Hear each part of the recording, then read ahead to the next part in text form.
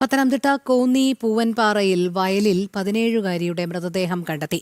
പൂവൻപാറ കോട്ടുമുരപ്പേൽ സ്വദേശി അജ്മിനയുടെ മൃതദേഹമാണ് PMG പള്ളിയുടെ സമീപത്തെ വയലിൽ നിന്നും കണ്ടെത്തിയത്.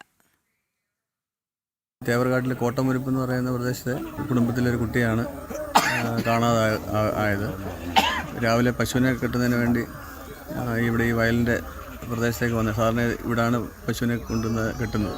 മുത്തച്ഛനും മുത്തശ്ശിയും ഹോസ്പിറ്റലിൽ പോയിരിക്കുകയായിരുന്നു. തിരിച്ച് അവർ ഉച്ചയോടുകൂടി വന്നപ്പം കുട്ടിയെ കാണാതെ വന്നപ്പം അവർ ഈ പരിസരത്തെല്ലാം തിരക്കി. ഇവിടെ തൊഴിലുറപ്പിൻ്റെ തൊഴിലാളികൾ ഉൾപ്പെടെയുള്ളവർ ഈ പ്രദേശത്ത് പണി ചെയ്തുകൊണ്ടിരിക്കുകയാണ്. അവരെ കൂട്ടി ഇവിടെ എല്ലാം അന്വേഷിച്ചിട്ടൊന്നും കണ്ടില്ല.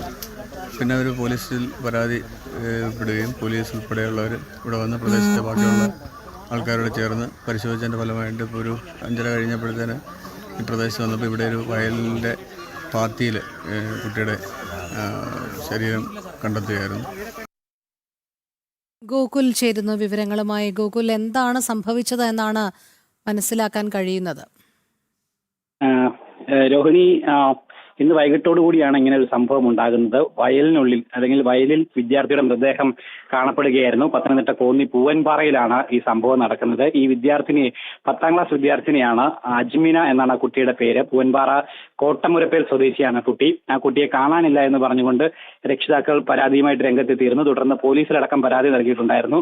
പോലീസ് അടക്കം നടത്തിയിട്ടുള്ള തെരച്ചിലാണ് വയലിൽ ഇത്തരത്തിൽ കുട്ടിയുടെ മൃതദേഹം കാണപ്പെടുകയുണ്ടായത്.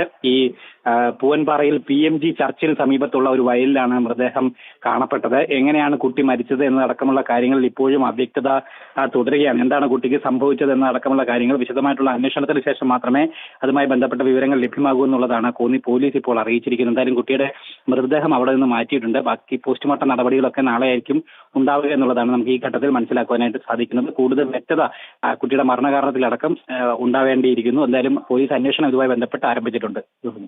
ശരി, ഗോകുലാണ് വിവരങ്ങൾ നൽകിയത്.